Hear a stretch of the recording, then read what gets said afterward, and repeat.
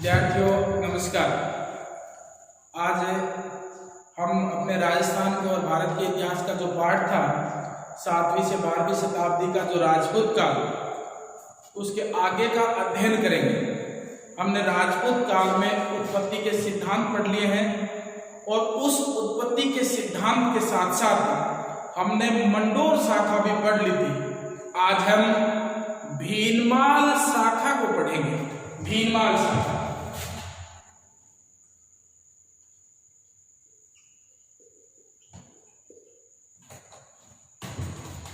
हमारा कल जो अंतिम क्लास थी उसमें हमारा एक प्रश्न था, उसके बारे में चर्चा करते हैं। सबसे पहले अग्नि कुंड के सिद्धांत में निम्न में से कौन सा समूह नहीं है? तो हमारे ऑप्शन तो उसमें 3 नंबर का ऑप्शन था चोल, वो नहीं है। हमारा जो दूसरा प्रश्न था वो बहुत महत्वपूर्ण है। वो दूसरा प्रश्न क्या था? वो दूसरा प्रश्न ये था कि हरिश्चंद्र ने मंडोर से मेड़ता राजधानी लेकर गए थे और मेड़ता से पुनः मंडोर राजधानी किसने बनाई थी? तो मेड़ता से पुनः मंडोर राजधानी रज्जिल और उसके भाइयों ने बनाई थी और उसके बाद में उसी राजधानी पर अधिकार किया था नागभट्ट ने और पुनः उसी नागभट्ट ने भीनमाल शाखा अपनी स्थापित कर ली थी 730 ईस्वी के लगभग। तो आज हम भीनमाल शाखा पढ़ेंगे। भीनमाल शाखा देखिए विद्यार्थियों, ये जो भीनमाल शाखा, भीनमाल शाखा, इस भीनमाल शाखा का महत्वपूर्ण जो तथ्य हैं उनके बारे में बात करेंगे। पहला जो तथ्य है ये भीनमाल जालोर में, सबसे महत्वपूर्ण जालोर में है। भीनमाल को चीनी यात्री हवेनसांग ने पीलो भीलो नाम भी दिया है। यहाँ इस भीनमाल शाखा है, इस भीनमाल शाखा का पहला जो तथ्य है वो है इसका संस्थापक कौन था? भीनमाल शाखा का संस्थापक था नागभट्ट प्रथम। भीनमाल शाखा का संस्थापक था वो था नागभट्ट प्रथम। नागभट्ट प्रथम को भीनमाल शाखा का संस्थापक माना जाता है। विद्यार्थियों यहाँ एक प्रश्न करेंगे। प्रश्न यह कि मंडोर शाखा का संस्थापक कौन था? हरिश्चंद्र। भीनमाल शाखा का संस्थापक कौन था? हरिश्चंद्र।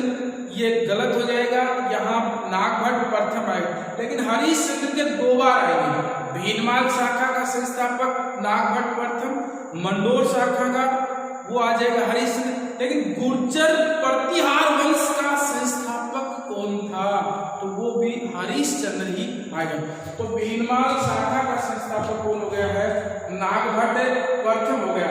अब नागभट्ट प्रथम भीनमाल शाखा का संस्थापक है, तो यहाँ दूसरा प्रश्न बनता है इस नागभट्ट प्रथम ने किसे पराजित करके, कौन सी जाति को पराजित करके भीनमाल पर अधिकार किया था?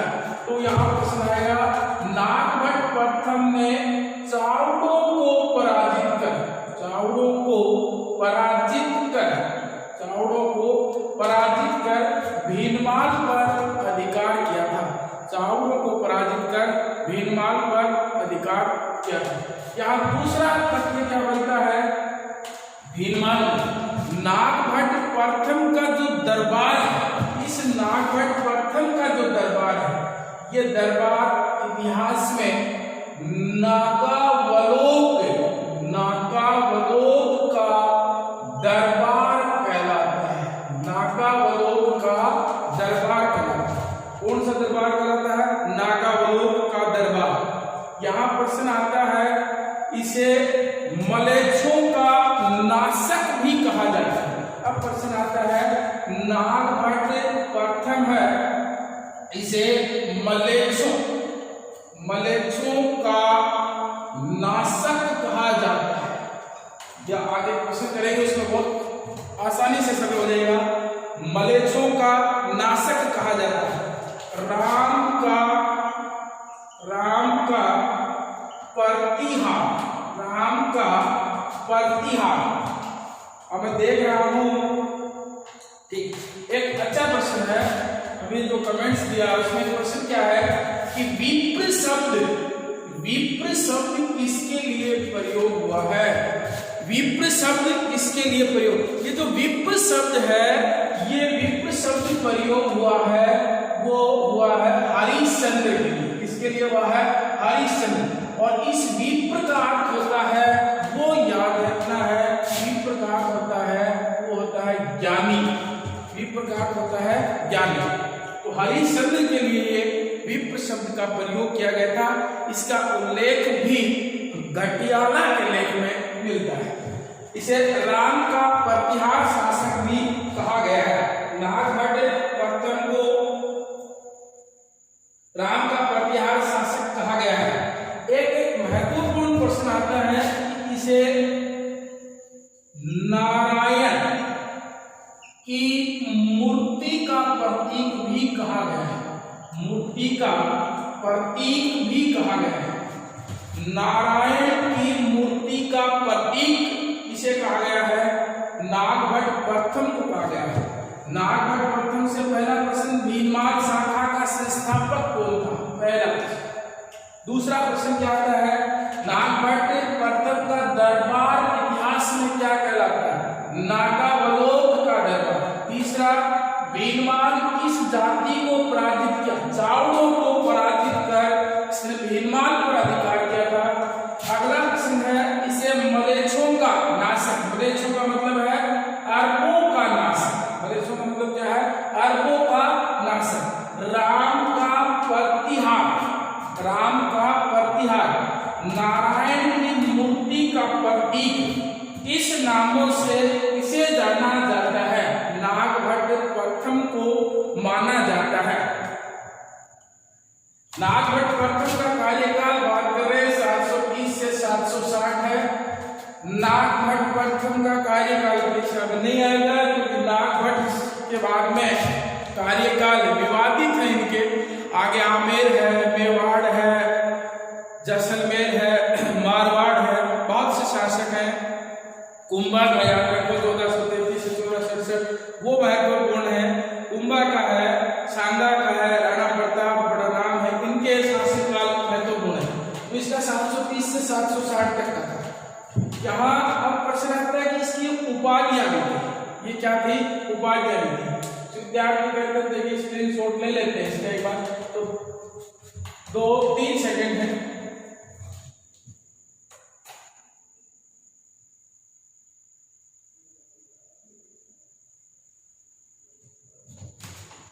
अगला देखिए, नागभट्ट प्रथम की बात करेंगे।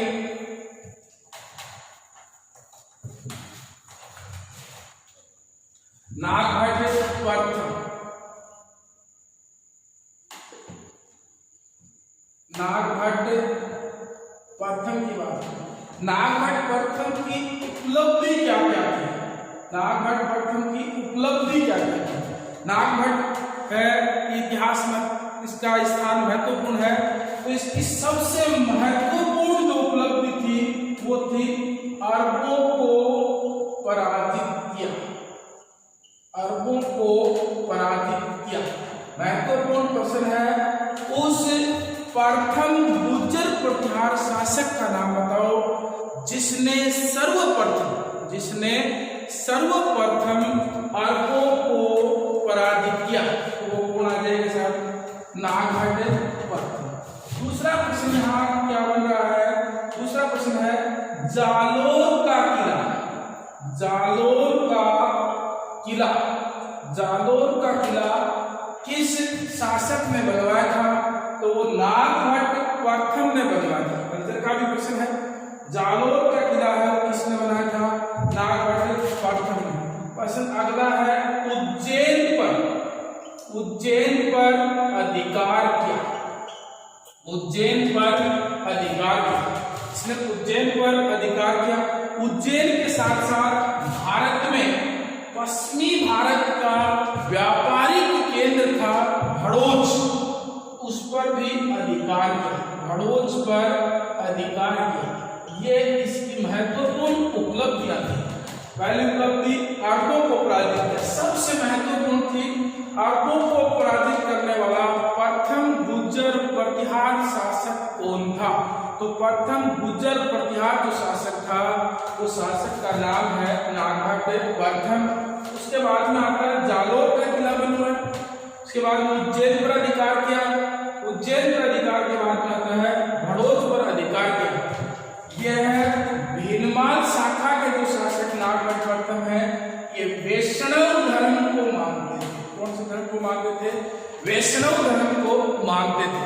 नागभट्ट प्रथम के बाद में देवराज शासक आता है और देवराज के बाद में जो शासक आता है वो आता है वत्सराज। इसका आप ले सकते हैं।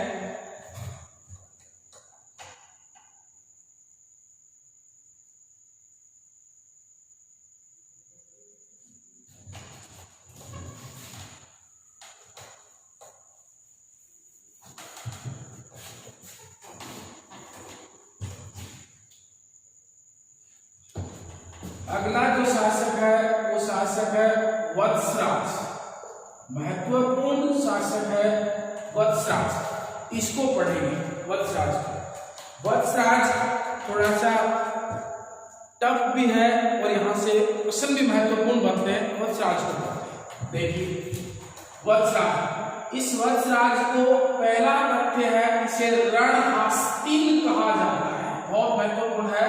रणहस्तिन कहा जाता है। रणहस्तिन का मतलब है युद्धों का राजा। युद्धों का राजा किसे कहा जाता है? वो कहा जाता है वत्सराज को। इसके बाद में दूसरा प्रश्न आता है वत्सराज गुर्जर प्रतिहार, गुर्जर प्रतिहार का वास्तविक संस्थापक, वास्तविक संस्थापक किसे माना जाता है? तो वो वत्सराज को माना जाता है। अब एक बार पुनः रिपीट करते हैं 4 प्रश्न।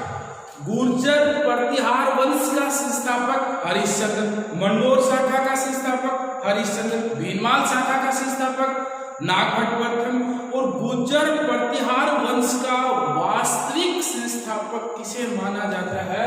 वो माना जाता है वत्सराज को। आगे प्रश्न पढ़ेंगे, उस प्रश्न में ये तथ्यात्मक रूप से तय हो जाएगा कि ये वास्तविक संस्थापक यही था।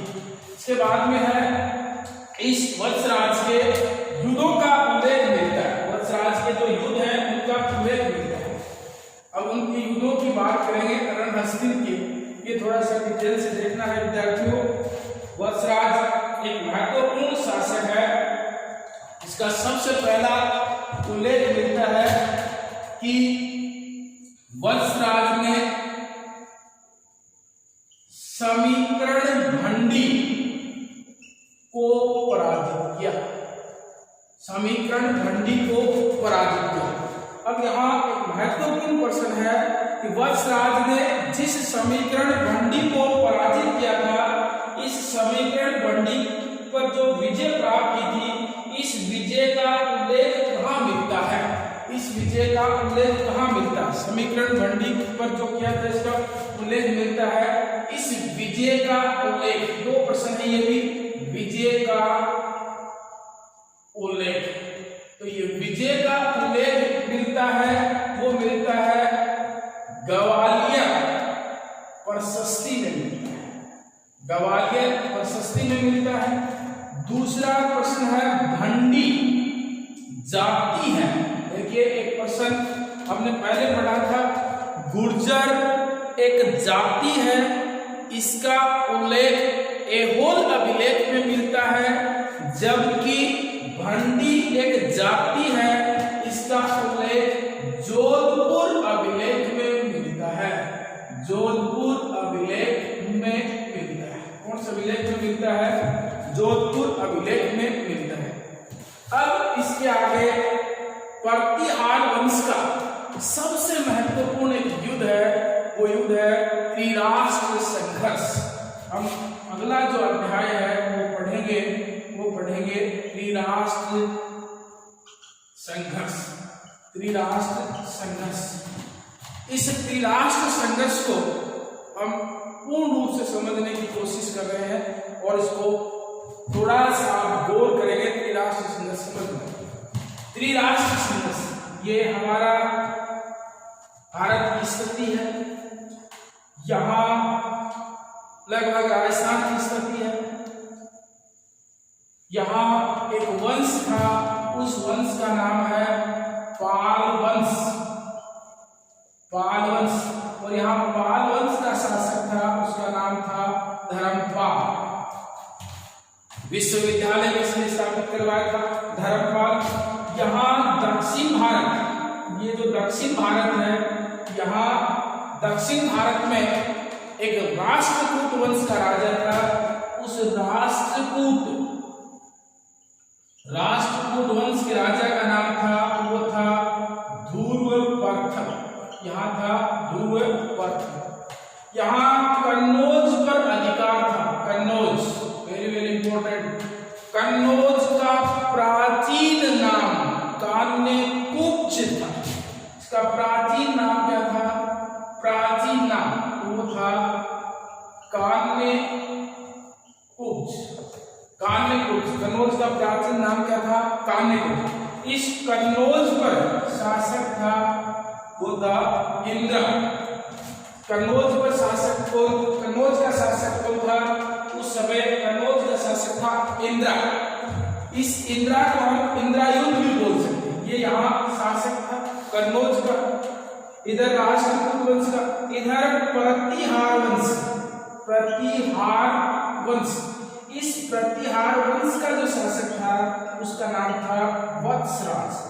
प्रतिहार वंश का शासक कौन था? वत्सराज था। देखना है, हम पढ़ रहे हैं, ट्वाइलाइट ये है, त्रिराष्ट्र संघर्ष पढ़ रहे हैं। त्रिराष्ट्र संघर्ष क्या है? अब इसको अच्छी तरह से देखना। इस त्रिराष्ट्र संघर्ष, इस कन्नौज पर अधिकार करने के लिए, मतलब कन्नौज पर अधिकार करने के लिए प्रतिहार वंश, पाल वंश और राष्ट्रकूट वंश आपस में लड़े थे। इतिहास में यही त्रिराष्ट्र संघर्ष कहलाता है। कन्नौज पर अधिकार करने के लिए तीन शक्तियां, वो पहली शक्ति थी प्रतिहार, दूसरी पाल वंश की, तीसरी राष्ट्र, आपस में लड़े थे। इसे ही इतिहास में त्रिराष्ट्र संघर्ष कहा जाता है। और त्रिराष्ट्र संघर्ष किस पर अधिकार को लेकर हुआ था? तो वो हुआ था कन्नौज पर अधिकार को लेकर त्रिराष्ट्र संघर्ष हुआ था। इस त्रिराष्ट्र संघर्ष में भाग लेने वाला प्रथम शासक, यहाँ क्वेश्चन बनता है, त्रिराष्ट्र संघर्ष में भाग लेने वाला प्रथम शासक था, वो था वत्सराज। तो महत्वपूर्ण है वो ये है त्रिराष्ट्र संघर्ष। त्रिराष्ट्र संघर्ष में भाग लेने वाला प्रथम शासक, तो वो प्रथम शासक कौन था? त्रिराष्ट्र संघर्ष में भाग लेने वाला वो था वत्सराज। इधर इस वत्सराज ने इस इंद्रायुध को और पाल वंश के शासक धर्मपाल को पराजित कर कन्नौज पर अधिकार किया था। इसीलिए इस वत्सराज को गुर्जर प्रतिहार वंश का वास्तविक संस्थापक कहा जाता है। इसके बाद में अगला है, वत्सराज का जब यहाँ अधिकार हो गया था कन्नौज पर, तो त्रिराष्ट्र संघर्ष में अंतिम जो शक्ति भाग लेने के लिए पहुंची थी, राष्ट्रकूट वंश के शासक ध्रुव प्रथम ने वत्सराज को पराजित कर कन्नौज पर अधिकार कर लिया। अर्थात त्रिराष्ट्र संघर्ष का प्रथम विजेता था वो था ध्रुव प्रथम। इसने इस पर अधिकार कर लिया। त्रिराष्ट्र संघर्ष कन्नौज पर अधिकार को लेकर त्रिराष्ट्र संघर्ष हुआ था। और इस त्रिराष्ट्र संघर्ष में वत्सराज ने पहली बार भाग लिया। त्रिराष्ट्र संघर्ष को प्रारंभ करने वाला था वो था गुर्जर प्रतिहार वंश का शासक, और वो था, उसका नाम था वत्सराज। इसने इंद्रायुध धर्मपाल को पराजित किया। और इसे किसने पराजित कर इसके बाद में इस त्रिराष्ट्र संघर्ष की महत्वपूर्ण 2-3 लाइनें हैं, वो देखनी है। देख दो 3 सेकंड।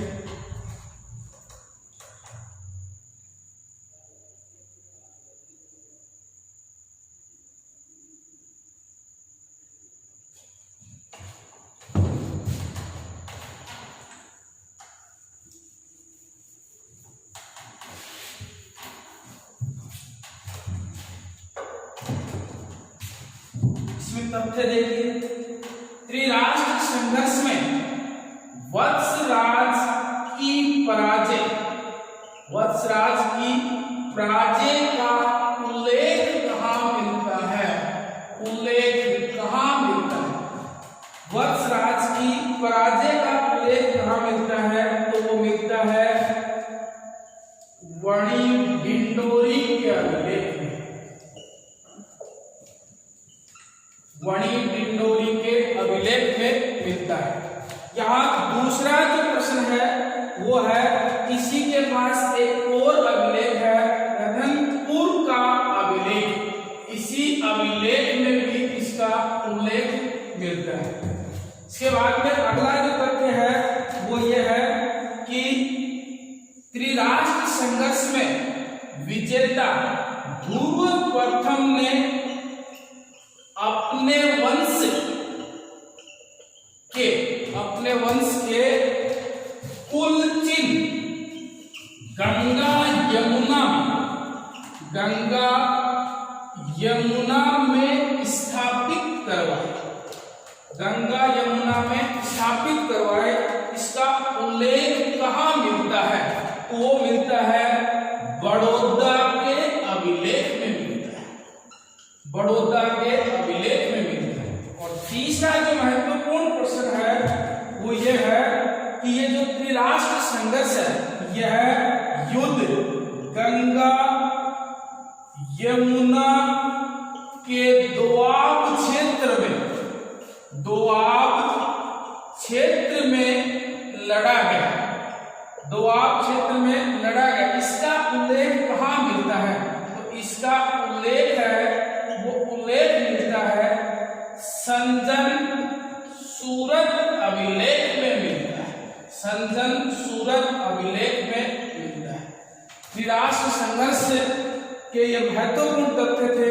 त्रिराष्ट्र संघर्ष में भाग लेने वाला पहला शासक था वो गुर्जर प्रतिहार वंश का वत्सराज था, अर्थात ये भी कह सकते हैं कि उसको प्रारंभ करने वाला ही वत्सराज था। उस वत्सराज ने पाल वंश और कन्नौज के शासक इंद्रायुध को पराजित करने के बाद कन्नौज पर अधिकार किया। उसे ध्रुव प्रथम ने पराजित कर दिया। परंतु जब वत्सराज ने पाल वंश के शासक धर्मपाल और इंद्रायुध को पराजित किया, उसी समय इतिहास में उसे ये कहा गया कि वो गुर्जर प्रतिहार वंश का वास्तविक संस्थापक था। इसके बाद में त्रिराष्ट्र संघर्ष में वत्सराज की पराजय का उल्लेख वेरी इंपॉर्टेंट है, वणी ढिंढोरी के अभिलेख में मिलता है। रतनपुर के अभिलेख में भी इसका उल्लेख मिलता है। इसके बाद में गंगा यमुना दोआब क्षेत्र में युद्ध लड़ा गया। संजन और सूरत अभिलेख में इसका उल्लेख मिलता है। इसके बाद में ध्रुव प्रथम ने अपने वंश के कुल चिन्ह त्रिराष्ट्र संघर्ष में विजय होने के बाद कहाँ स्थापित करवाए? गंगा यमुना में स्थापित करवाए।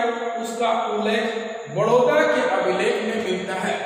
3 सेकंड में विद्यार्थी इसका स्क्रीनशॉट ले लीजिए। उसके बाद में वत्सराज की 3 लाइनें और हैं, वो भी देखते हैं।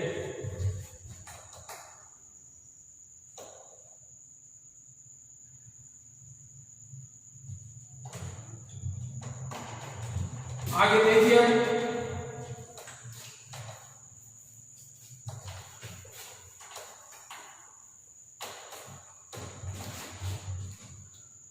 वत्सराज